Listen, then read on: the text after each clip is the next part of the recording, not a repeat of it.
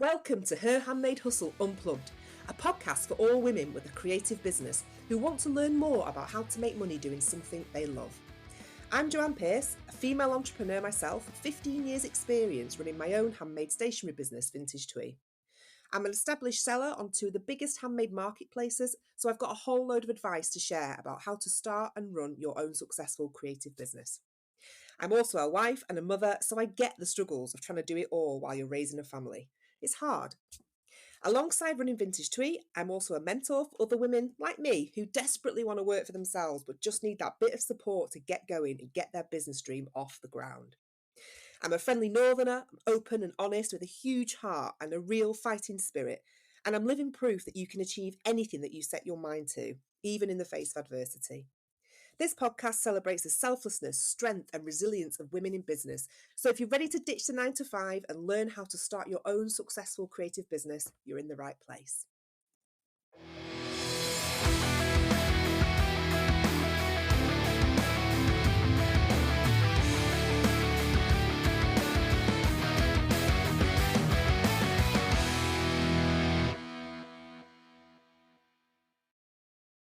Hello, and a very happy new year to you.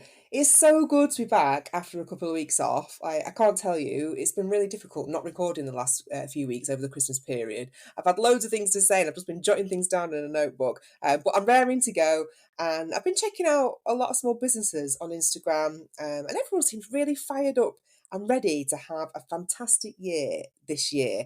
As am I. So let's make 2025 the year that really makes a difference to you and to your business. And I'm here to help you do exactly that. So we're going to get straight to it today. I mean, of course, I promised to give you some entertaining anecdotes from our household since I've been away. As always, there's plenty. But today we're going to be addressing one of the most prevalent topics, I think, that is affecting small businesses all over the world and is creeping into our everyday life like it's slowly trying to take over and destroy humanity. We're going to be looking at the rise of AI, that is artificial intelligence, and how these AI tools are scaring people, small businesses in particular, with this threat of mass destruction to our livelihoods. Should we be worried? Should we be thinking about how these machines are going to be taking our work away from us? Absolutely not. Okay. And today I'm going to be putting your mind at ease about all of these scary technological advancements and reassure that anyone listening to this who may have a small handmade business or might just be thinking of starting one and feeling a little bit apprehensive, I'm going to be telling you why exactly you don't need to be afraid. In fact, quite the opposite. Okay. I'm going to be telling you exactly why the time is now to go all in on your handmade business and why we should actually be more inclined than ever to do it. Because we have a power far greater than any AI tool, okay? And it's something that a computer could never recreate. In fact, as handmade business owners, we are actually safe, I think, in this ever-changing landscape. Like, handmade is more relevant than ever because people are starting to crave the craftsmanship and the human touch to the things that they choose to fill their home with or give as gifts to their children or their partners or their friends. Like, we matter. Our skills matter. The effects of our work, the things that we're creating for others, they're imperative to human nature. It's what makes us human.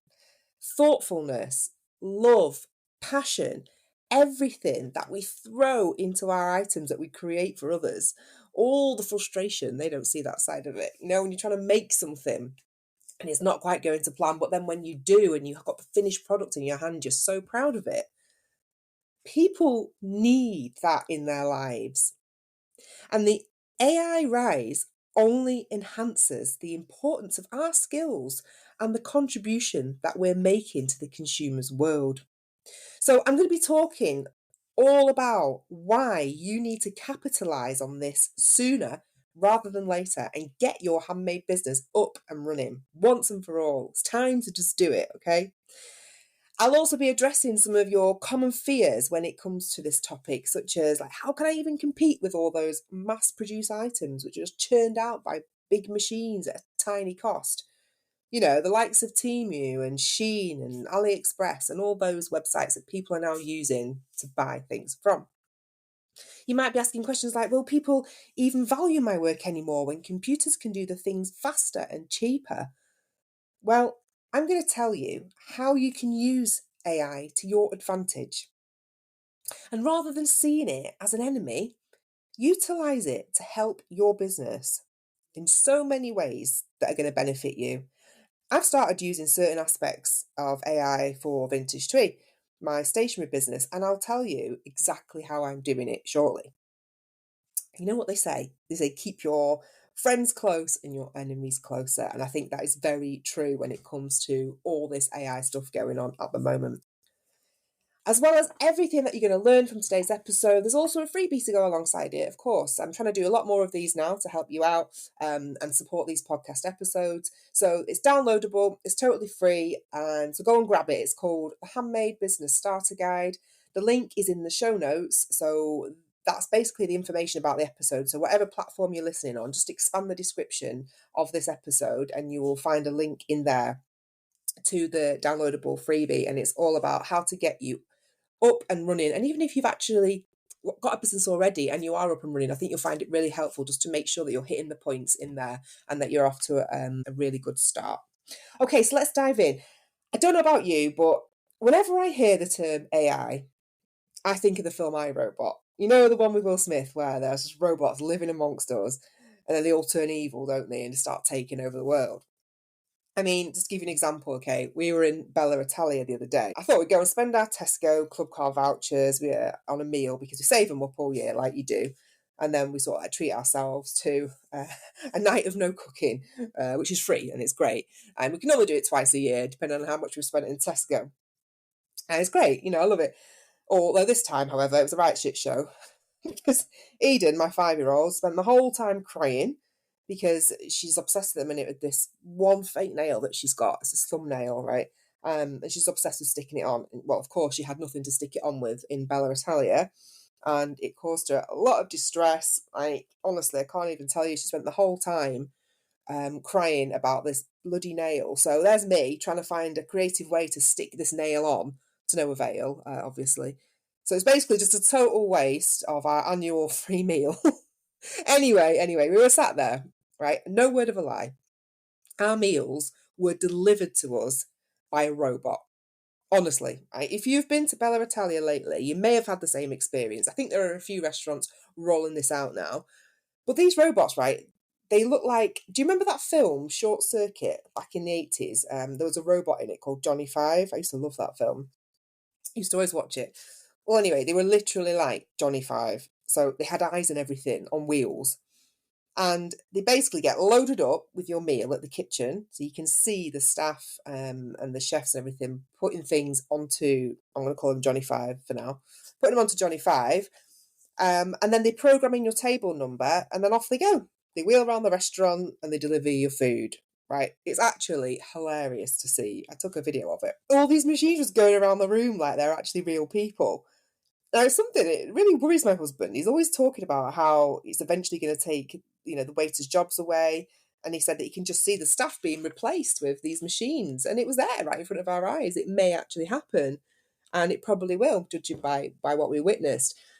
But as handmade business owners, we're actually in a really good position for once.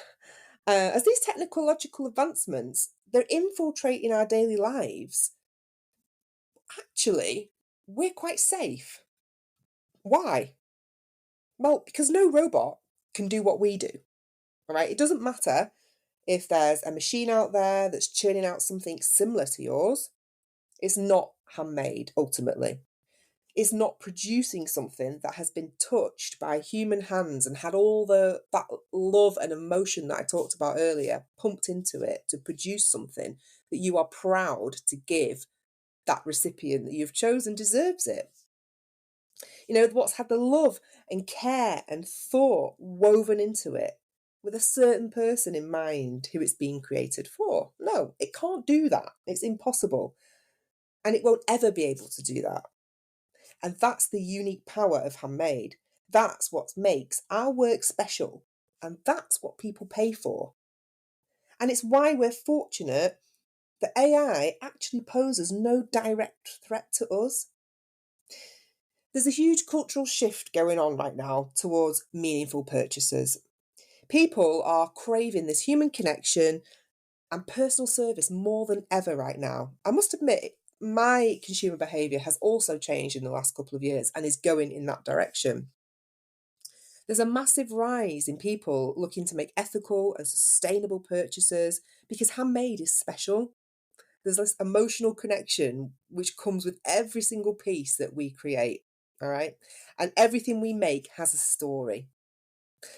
Sometimes a good story, like when I created some really cool items, which was for a charity event a few years ago. And it helped raise a lot of money for premature birth research, premature babies. I mean, it was a lovely event, and I was honoured to do the place cards for it. And there were some mega famous people going. It was like, it was mad when they sent me the guest list.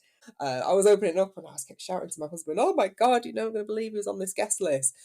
And I think I made, I don't know, maybe about 500 place settings. Can't quite remember, but that event raised a lot of money, and I was really privileged to be a part of it. Tiny, tiny part, but it made it look special. It made people feel in the moment, and it made them spend their money and support the charity. And I really felt glad and happy that I could do that. Um, but sometimes our items might have a funny story behind them, like the time someone ordered a travel scrapbook. So they were looking for a wedding gift.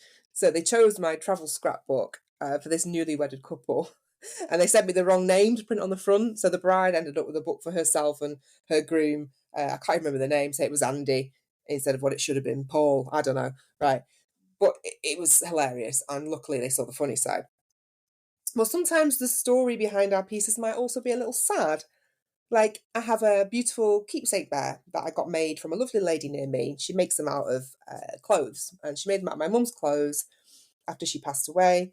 And she even worked some crazy magic, and she took letters from my mum's handwriting and she put them all together, and she created a whole new message from my mum to me and my sister, who's also got one of these bears. And it lives in the little pocket of the bear. So it's amazing, you can't do that without that human touch. That is something that requires a person with feelings behind it to produce. And every piece that we create has a story, it has a maker, and most importantly, it's got a soul. And that cannot be recreated. AI and factories will never ever be able to do that. And people know this. They know that this kind of originality cannot be replicated. And, in this ever changing landscape where people are afraid of losing this amazing joy that they find in handmade products, they're just becoming more and more committed to seeking out this human touch to the things that they choose to have in their lives. And they're putting increasing value on craftsmanship, for true quality products. And I'm not just making this shit up, right? This is actually true. There are actual stats to show this rise in consumer behaviour. And there are examples of handmade businesses that are not just surviving, but they're thriving despite the AI revolution. And some of the reasons we will go into shortly, which will be a way of using AI to help you grow your business more. But there was a survey by the Crafts Council in 2020, and it revealed that our passion for craft has never been greater. There's something like 73% of UK adults had bought a handcrafted product in 2019. That's huge. 73% of UK adults. That's like 3/4 of us. And almost a third of today's buyers of handmade are aged 35 and under, which is really good to know because it might be one of your biggest buyers and your target audience. So it's quite helpful when it comes to looking at who might be interested in your products. But the report puts this increasing popularity for handmade products down to the growing commitments that we have towards sustainability and supporting small businesses, as well as this desire for a personal touch, all the things we mentioned earlier. In fact, apparently 10.3 million of us are buying crafts online. Like, that's a figure which has tripled over the last decade. So next time you sat there, right, and you're feeling down and depressed because you're not making the sales, or you're blaming it on the fact that the economy is poor, or people have got no money, or they're only shopping for things on Temu now or Amazon and they're not interested in me, well, stop. Like, just stop. Because that's not true. The proof is right there in that report, right? There is literally millions of people out there all over the world who are ready and willing to buy your handmade items. They're on Google, they're on Etsy, they're on Not on the High Street, they're on Holly & Co, which is a beautiful platform for handmade artisan goods. They're ready with their credit card out. They're ready to buy a special and unique gift for somebody they have in mind. They just can't find you.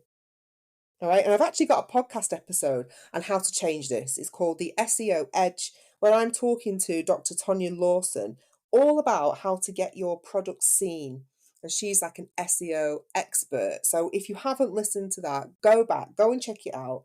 It's brilliant. And she really does explain well how you can get your website seen and your product seen. So that's called the SEO Edge. So go and find that episode if you haven't already. I'll leave a link in the show notes again for anyone who wants to give it a go. But my point is, there are plenty of people out there who are going to buy your products, right? And now is the time to capitalize on this surge in demand for handmade. Just get bloody started. Like, seriously. So let's talk about how we can become friends with AI, change our mindset so we turn it from this ultimate enemy that it is becoming to more of an ally.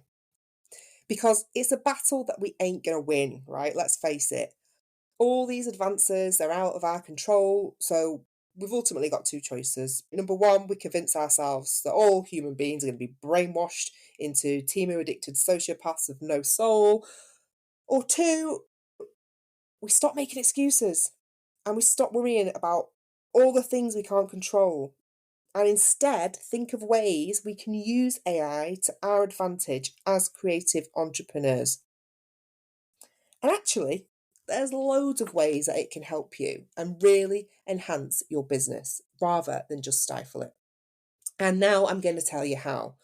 All right, I say I'm not just making this stuff up. Like, I'm actually going to tell you how I've used AI as a creative business owner myself, because don't forget, I also run a handmade stationery business called Vintage Twee. So I'm talking here from experience and I'm giving you actual ways that you can use it too to help you manage your time better, to make your products stand out, and to keep your creativity flowing. So you never really have to deal with having a creative block again, or at least not as much, because, they are awful, aren't they? Sometimes you just cannot get over them as much as you try. And then sometimes, some cases, you just give up. Well, that's not going to happen anymore. All right. I'm just going to be as honest as I always am and let you know how I use it with Vintage Twee to improve my whole customer experience, to improve my time management skills. It can be amazing, trust me. Okay. So, first of all, you can use AI to help you become more efficient, right? Who doesn't want more time? We need to free up some time because we can be spending so long on our everyday business tasks on the smallest of things that aren't even that profitable. And it's draining. And all of a sudden the day's gone and we've achieved nothing. So we need to be looking at how we can use tools that are available to us to save us time. All right. So what do I mean by this? Okay, I'll give you an example. As handmade business owners, we often get asked, don't we, for all crazy kind of requests for the things that we can make. I know I do. I've had a hell of a lot over the years, right? I mean, sometimes we can spend hours, if not days, trying to come up with a plan or a brief or an idea to present to a customer who's asked for something off the peg. For example, I get asked to write a lot of custom poems for kids, particularly for seasonal events like Christmas, with the elf on the shelf arrival, or maybe the Easter bunny or the tooth fairy. And what can I realistically charge for a tooth fairy letter with an envelope? Well, what honestly are people going to pay? Probably anywhere between £8 to £10 maximum, really, realistically. But how long do you think it used to take me to write a custom bloody poem for little Martha, whose mum's emailed me, right, in a panic, saying that her first tooth is wobbly, it's going to come out any minute. Please, please, can you urgently create a personalised letter for her from the tooth fairy? Oh, mentioning how good she's been at school this year, of course. And so she's going to leave her a little extra under her pillow. A little bit for her brother Jacob as well. Don't forget about him because she doesn't want him to feel left out. Oh, and also, if you could just mention that she loves Martha's new pink toothbrush in the shape of a rabbit. Oh, yeah, that's amazing. Thanks. Oh, yeah, just stick all that in there. Thanks, Joanne. Do you know what I mean? Like, no, this letter is like £8, and that's including postage. So, do you know what I used to do? Right? I used to say yes, and then I would sit there one night, sometimes two, when I should be chilling out, switching off after a hard day of work and parenting, watching I Am a Killer on Netflix, and I should be having that time for myself. But instead, I'm trying to come up with a bloody rhyme for little Martha and driving myself insane, Googling words that rhyme with fairy. Ooh, dairy, Larry, hairy. Like, it took me forever. I mean, I'd always come up with the goods, not going to lie. I might as well have paid her the £8 to do it herself. It was stupid. So I started saying no to these requests, right? Which was a shame because I got a fair few of them. Um, but had I had a poet on hand, I probably could have made some decent money from them. But then came ChatGPT. Now, you may or may not have heard of it, but I'm not a huge fan of it, right? But for some things, it's actually been a lifesaver. Like when you need a poet at your disposal, just like I do sometimes. And now I can actually take on these orders for really specific personalisation requests. So now I get ChatGPT to help me come up with a poem for me based on what they've asked for, right? I might need to tweak it here and there. It's never 100% perfect, but on the whole, it's pretty damn good. And what used to take me hours is literally done in 10 minutes. Like, how is that not an advantage of using an AI tool? And ultimately, that means more possibilities, which means more money. That's what we all want. We want to be making more money at the end of the day. And you can do the same. You can use ChatGPT. It's free, or at least there is a free version, which is all the one I use. That's all I need because I don't use it that often. But you can use it to help you with answers or generate ideas to like random customer inquiries, save you some time. You can let it help you write some quality product descriptions for your items. You could type in what you want it to do and give it as much information as you can, because that's the key. If you can tell it the context, you can tell it what you want it to include, how long you want it to be, who it's for, your tone of voice, all that kind of stuff, right?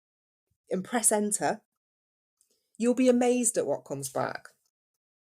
And like I said, you might need to tweak it here and there because you want it to sound like you and your voice, but you won't need to do that much.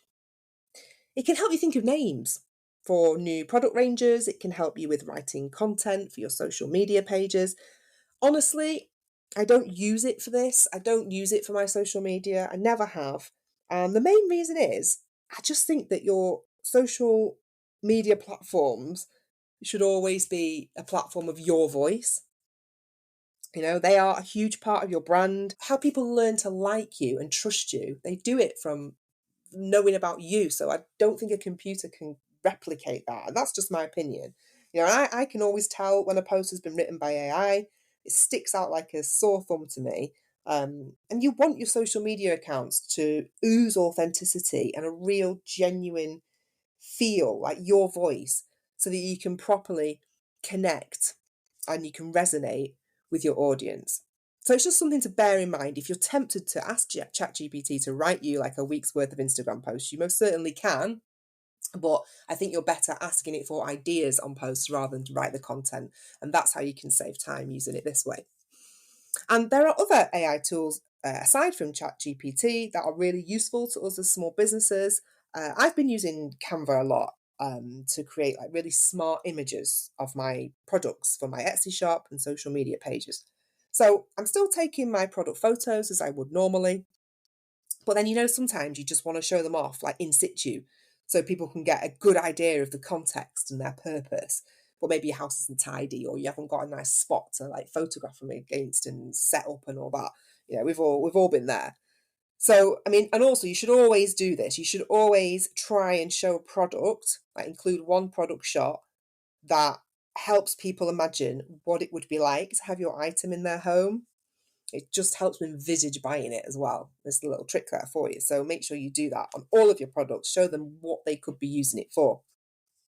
Anyway, so I take my photos of my products, I upload them to Canva, and then there's this tool on there now, which I'm not sure actually if it's just on Canva Pro, which is what I have. That's like I pay $10.99 a month, I think, but I use it all the time.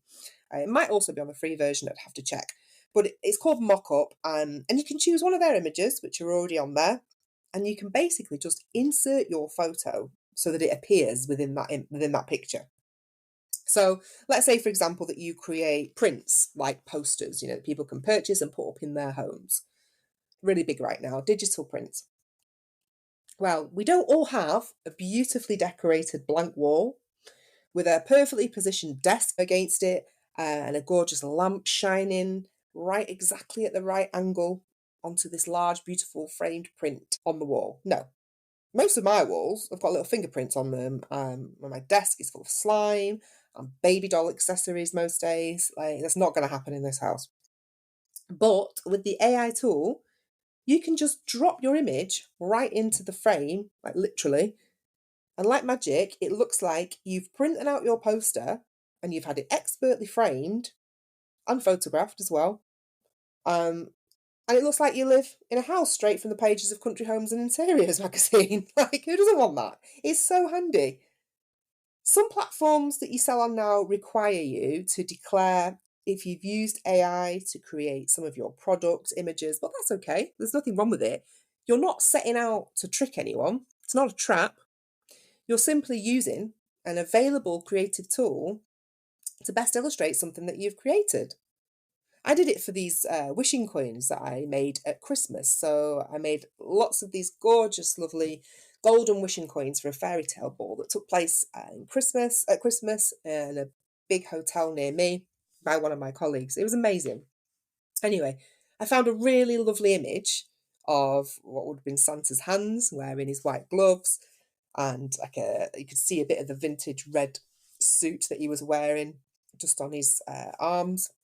And I inserted the image that I took of my wishing coins, and it looked like he was holding it in his hands.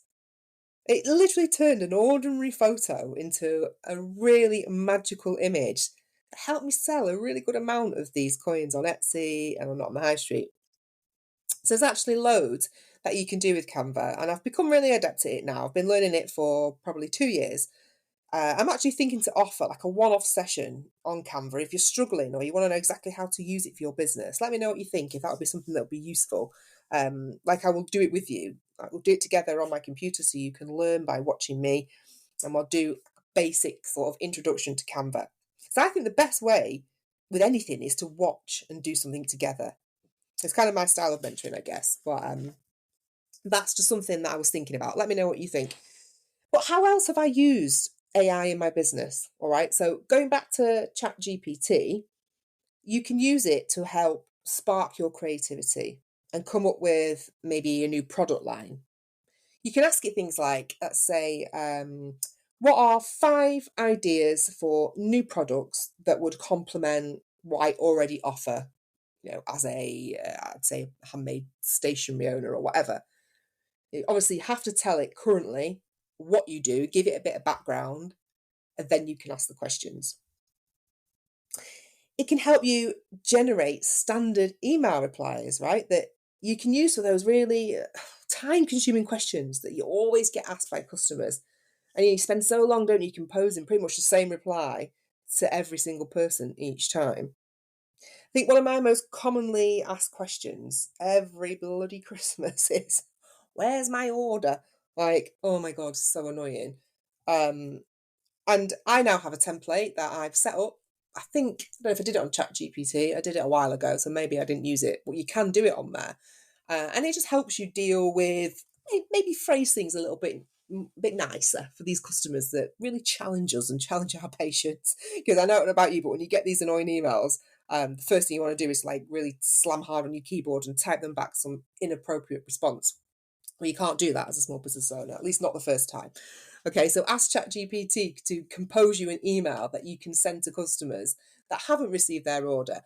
Please can you make it polite, professional? I did one for my dad the other day because he bought this bloody dodgy jacket off, I think it was off Temu or somewhere, I don't know, some website that now doesn't exist, surprisingly. And he'd gone and bought this jacket. It turned up, it was not the product that he ordered. It had a rip in the pocket. It was a different colour. It was a different size. It was like a disaster. And he'd spent like 80 quid on this jacket. And he just didn't know what to do. He couldn't get hold of the company. So I think they've just completely disappeared now. So he said to me, can you help me write this email? So I went on ChatGPT. I told them the situation, like it was a real person. And they composed this amazing email, which included all the sort of rules about UK trading laws and what could happen to this company if they didn't respond or give my dad a refund. It was brilliant. Anyway, we've sent it off I think yesterday. So we're waiting for a reply now. I'll let you know what they say. But what I'm saying is you can use it to help you phrase things that maybe you're not sure how to do, difficult subjects, anything like that. It's really, really handy. You could use ChatGPT to help you come up with ideas for social media content. So what I was going back to before, we're not asking you to write the posts on it because I think that is just perhaps taking it a bit too far, really. But it could help you put together topics that you can post about that week, that month, or whenever. You have to think of AI as a tool to help cut down the time and the effort that you're spending on these mundane tasks, that aren't actually making you any money and are eating up your day. And use it to help unblock your mind when you just feel that little bit stuck. Right? It's never going to replace creativity, ever, but it will enhance it. And that's how we have to try and use it. Although there is no denying it, it's a little bit creepy, isn't it? At times, it really is. So you're sat there, right? You're either an existing small business owner or someone wanting to start one. And I'm telling you now to embrace this handmade movement, right? Thanks to this infiltrating presence of AI in our lives, people want us more. Now is the time to get your big girl pants on and go for it. Because handmade is most definitely not dead. It is the opposite. It's more alive than ever. And there are people out there, like I said, waiting to buy what you have to offer. So how can you act on this now? And what can you do to get jump started? Well, first of all, download the freebie to go alongside this podcast episode, the Handmade Business Starter Guide, and it will tell you the basic steps to get you up and running. And if you're already up and running, you'll still find it helpful because you can use it as a bit of a checklist to make sure that you're doing everything that you should be. I'm going to really encourage you as well to think about your unique story. Why should people care about what you make? Think of who it is that you're aiming your products at. That's often called your niche, all right? And hone in on them. Don't try and be everything to everyone. Right? Be everything to someone. And that is a big thing to remember because you're never going to be everything for every single person in this world. But you do want to tap into that small proportion, which is enough. It's enough to make a really successful business on. Small proportion of people who love what you do. And you want to leverage this technology. You want to use what's available without losing your humanity. Like I said before, you can tell when someone has used ChatGPT or whatever to write their blog post. Right? Instead, we need to use AI and digital tools to help us out with marketing ideas for social media posts. Maybe some product descriptions, and just to basically streamline the day-to-day running of your business. Handmade's got a huge, huge role to play in the future of consumerism. The facts are there. People are actively seeking out handmade products more than ever before. So if you were feeling despondent about your business before listening to this episode, I really, really hope that you're not now. And I hope that I've reassured you and given you the sign that you needed to keep going, or at least to get started, whichever applies to you. Handmade businesses, they're poised to thrive over the coming years. And the predictions in consumer trends, like, they remain the same. Personalisation, people are wanting personalised items. Sustainability, they are looking after the environment and they are supporting small businesses. And they've got a wholehearted appreciation for artisans. That's you. Like, you matter. Your work matters. So start that business now, right? And if you already have one, nurture it, invest in it, and let it grow. Because I think we probably all agree that the world, it doesn't need more stuff. No. I think the world needs more soul. And I'm going to end on that final thought. I think it's a good one to sign off on. And if you've enjoyed this episode, or you know someone else who would too, please do share it with them. Share your thoughts and your fears about AI with me on social media. Like, I'd love to know what it is that is bothering you, or whether this episode has helped you. Leave a comment on the episode if you can. I'll reply to them all. I always do. I love hearing from you. And don't forget to download the freebie. The link, again, like I say, is in the show notes. It's there. It's waiting for you. Use it. And if you want any help whatsoever, no matter what stage you're in of your business, whether it's just an idea floating around in your head, or maybe you're already up and running, okay, and you just need some help to level up, I am here. Drop me an email, a DM, whatever. I'll be really excited to hear from you and talk. Let's do this. Let's get your business going and up and running and making some money. That's all for today. Thank you so much for joining me. I really hope you've enjoyed the episode. And there's lots planned for this year. I'm actually looking for podcast guests. So if you are listening to this as a small business owner and you want to come on and talk about it, then drop me a message. I've actually got a little application form. It's nothing scary. It's just a Google form that I can give to you to fill in. And you can tell me a little bit about yourself and your business. I'm looking for people to talk to, so it would be great to have you on, and it's some free promotion for your business. Who doesn't want that? You may have also heard that I've just won an award for a top 100 female entrepreneurs in the UK, which is mind-blowing. It's part of Small Business Britain's F Entrepreneur campaign, the I Also 100. And I actually can't believe it. Like, I got selected. So, it makes me feel like, the grind is worth it. It's actually taken me 18 months to get to this point. So if you're just at the beginning, don't worry. If you think things aren't happening, all of a sudden they will. Okay. And I'm here to help you do that. So thank you again for listening. And I will catch you next week on another episode of the Her Handmade Hustle Unplugged podcast. Bye for now.